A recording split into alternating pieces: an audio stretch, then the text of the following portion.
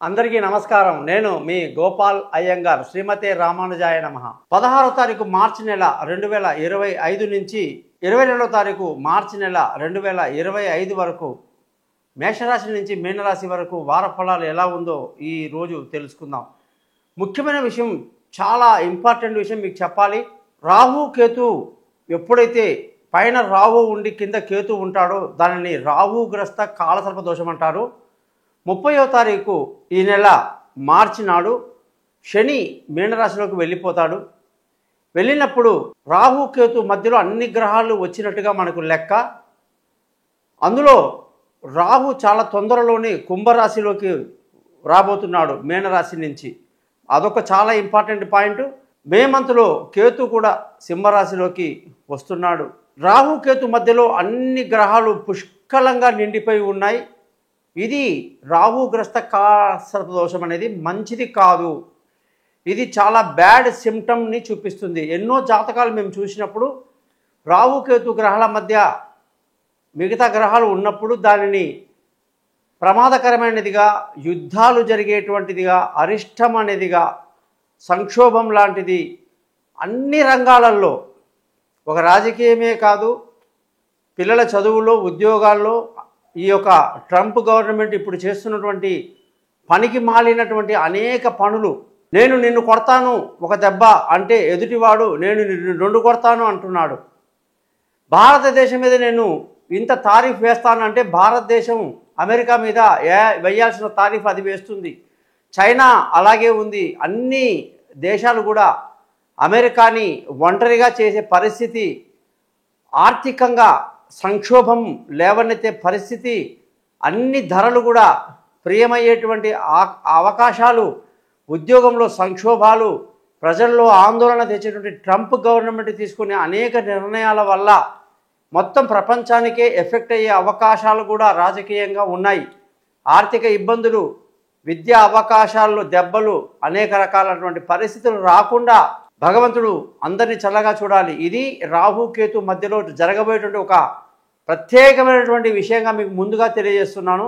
30వ తారీఖు ఎప్పుడైతే శని మీనరాశిలోకి వెళ్ళిపోతున్నాడో అప్పుడు రాహు మెల్లమెల్లగా పూర్తిగా కిందికి వచ్చేస్తున్నాడు కుంభరాశిలోకి. దానివల్ల పూర్తి ప్రతిష్టంభన ఏర్పడకుండా మరి మిగతా ఎన్ని గ్రహాలన్నా ఈ రాహుకేతుల్ని దాటుకుని వచ్చేస్తున్నాయా అని చూస్తే కుజుడు మిథున రాశిలోనే అలాగే ఉండిపోయాడు. గురువు 15వ తారీఖు నాడు మిథున రాశిలోకి వెళ్తున్నాడు. అది కూడా లోపలే ఉంటున్నాడు రాహుకేతు మధ్యలో. సూర్యుడు ఇప్పుడే కుంభరాశిలోకి ఈ వారం వచ్చాడు ఈరోజు. మరి కుంభరాశిలో సూర్యుడు 1 నెల, మేషంలో 1 నెల, వృషభంలో 1 నెల, మిథునము కర్కాటకం అనేసరికి 6 నెలలు ఇక్కడే అయిపోయింది. అక్కడ చూస్తే బుధుడు మీనంలో ఉన్నాడు. ఆయనకి అలాగే 5-6 నెలలు టైం పడుతుంది. శుక్రుడికి అదే టైం పడుతుంది. మరి ఇటువంటి పరిస్థితి మంచిది కాదు అని ఒకటి ముఖ్యంగా తెలియజేస్తూ అందరూ కూడా తమ తమ ఇష్టదైవాన్ని ప్రార్థిస్తూ మంచి జరగాలని కోరుతూ వాళ్ళ కుటుంబాల గురించి ఆలోచించాల్సిన ముఖ్యమైన విషయం హెచ్చరిస్తున్నారు. రెండోది, సూర్యుడు కుంభరాశిలోకి వచ్చేసాడు కాబట్టి 12 రాశులకు వాటి ప్రభావం ఎలా ఉందో ఈరోజు మనం తెలుసుకుంటాం అన్నమాట.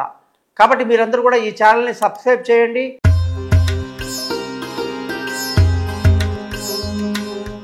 సింహరాశి వాళ్ళందరికీ కూడా 16వ తారీఖు మార్చి 2025 నుంచి 22వ తారీఖు మార్చి 2025 వరకు వారఫలం ఎలా ఉందో ఈరోజు చూద్దాం. సింహరాశి వాళ్ళకి అష్టమంలోకి సూర్యుడు రావడం అనేది మంచిది కాదు. ఇంతవరకు సప్తమంలో 7వ ఇంట్లో ఉండి అనేక లాభాలు ఇచ్చినటువంటి సూర్యుడు ఇప్పుడు అష్టమంలోకి వెళ్ళడం వల్ల ఈ రాశి వాళ్ళకి అదృష్టం బాగా తగ్గుతుంది. అనుకున్న పనులు డిలే అవుతాయి. వాహనాలు నడిపేటప్పుడు జాగ్రత్త వహించాలి. ఎవరితోనో మాట్లాడేటప్పుడు, డీల్ చేసేటప్పుడు జాగ్రత్తగా డీల్ చేయడం మంచిది. ఇబ్బందుల నుంచి బయటపడడానికి రోజు ఆదిత్య హృదయం, సూర్యాష్టకం ఖచ్చితంగా చదవాల్సిందే. ఈ రాశి వాళ్ళందరికీ కూడా ధనయోగం కష్టంగా ఉంది. అష్టమంలో 1, 2, 3, 4 ఎన్ని గ్రహాలండి బాబు. రాబోయే రోజుల్లో శని కూడా వచ్చేస్తున్నాడు 15 రోజుల్లో. మరి అష్టమంలో అంతమంది ఉండడం మంచిది కాదు. సింహరాశి వాళ్ళు ఖచ్చితంగా జాతకాన్ని తెలుసుకోవాలి. ఎందుకంటే మీ జాతకంలో చక్రంలో దశ, అంతర్దశ కూడా తెలుసుకుంటే ఇంకా మంచిది. తొందరపాటు పనికిరాదు. డిలే చేయవాకండి, కాంటాక్ట్ చేయండి. అష్టమంలో ఉన్నటువంటి సూర్యుడు, బుధుడు, శుక్రుడు, రాహు, శని 5 గ్రహాలు కాబట్టి ఖచ్చితంగా మనం మాట్లాడాల్సి ఉంటుంది. సింహరాశి వాళ్ళు కాంటాక్ట్ చేయడం మంచిది. ఈ వారంలో ధన యోగం తక్కువగా ఉంది. కుటుంబ సంతోషంలో ఇబ్బందులు ఉన్నాయి. చదువులో వెనకబాటుదల పిల్లల దాంట్లో ఉంది. బంధువులతో స్నేహితులతో వివాదాలు గొడవలు రాకుండా జాగ్రత్త పడాలి. తొందరపాటు నిర్ణయాలు పనికిరావు. విలువైన వస్తువులు వాహనాలు ఏదైనా సరే కొనడానికి చాలా అనుకూలంగా ఉంది. లాభదాయకమైన వ్యాపారాలు లావాదేవీలు చేస్తారు. తల్లి ఆశీస్సులు ఆరోగ్యం బాగుంటుంది. సంతానం యొక్క సహాయం తీసుకోవటం సింహరాశి వాళ్ళకు చాలా మంచిది. సంతానం ఎదిగిన వాళ్ళు ఉంటే ఇంకా మంచిది. తొందరపాటు పడి మీరు సొంత నిర్ణయాలు తీసుకోవటం మంచిది కాదు. తెలివైన నిర్ణయాలు తీసుకుంటారు. ఆరోగ్యం ఈ ప్రయాణాలు అనుకూలంగా ఉంటాయి. విదేశీయానాలు పిల్లల చదువుల కోసం చేసే ప్రయత్నాలన్నీ కలిసి వస్తాయి. ఆరోగ్యపరంగా కూడా చక్కగా జాగ్రత్తలు తీసుకోవడం మంచిది. అష్టమ శని అనారోగ్యానికి గురి చేస్తాడు. అందులో సూర్యుడికి పరమశత్రువు అష్టమ స్థానంలో ఉండడం మంచిది కాదు. కాబట్టి 7వ స్థానంలో ఉండి మిశ్రమ ఫలితాన్ని ఇచ్చాడు. మరి శనిగ్రహానికి పరిహారాలు చేసుకోవడం ఎంతైనా మంచిది అని చెప్తున్నా. శత్రువుల మీద ఒక కన్నేసి ఉంచాలి. రుణ ఒత్తిడి నుంచి బయటపడడానికి ప్రయత్నం చేయాలి. భార్యాభర్తల మధ్య చక్కటి సయోధ్య కలిగి సంతోషంగా ఆనందంగా ఈ వారమంతా గడుపుతారు. పార్ట్నర్షిప్ బాగా కలిసి వస్తుంది. ప్రేమికులకు అనుకూలంగా ఉంది. దూరంగా ఉన్న భార్యాభర్తలు కలుసుకుంటారు. మిగతా విషయాలు బాగున్నాయి. అష్టమంలో ఇప్పుడు 4 గ్రహాలు ఉన్నాయి. సూర్యుడు, బుధుడు, శుక్రుడు, రాహు. ఈ వారమంతా అలాగే ఉంది. మరి ఈ గ్రహాలన్నిటి కూడా మీరు పరిహారం చేసుకుంటే మనకు మంచిదని చెప్పేసి మరొకసారి తెలియజేస్తూ, అదృష్టం చాలా బాగుంది. పెద్దల యొక్క ఆశీస్సులు బాగున్నాయి. తల్లిదండ్రుల సపోర్టు, మామగారి సపోర్టు, అత్తగారి సపోర్టు అన్నీ బాగుంది. గురువు యొక్క అనుగ్రహం కూడా మీకు ఉంది. మంచి గురువుని పట్టుకుంటే మీకు ఇంకా మంచి జ్ఞానబోధం జరుగుతుంది. ధర్మ మార్గాన్ని పాటిస్తారు. ఉద్యోగంలో అనేక ఇబ్బందులు గొడవలు అనుకున్న స్థాయిలో ఉండక తగ్గే అవకాశాలు బాగున్నాయి. మరి ఎంతో కష్టపడి మీరు ఎదిగిన వాళ్ళు ఉంటారు. జాగ్రత్తగా ఉద్యోగాన్ని చేసుకోవటం మంచిది. వ్యాపారం చేసే వాళ్ళకు కూడా అనేక నష్టాలు ఇబ్బందులు కలిగే అవకాశాలు ఎక్కువగా ఉన్నాయి.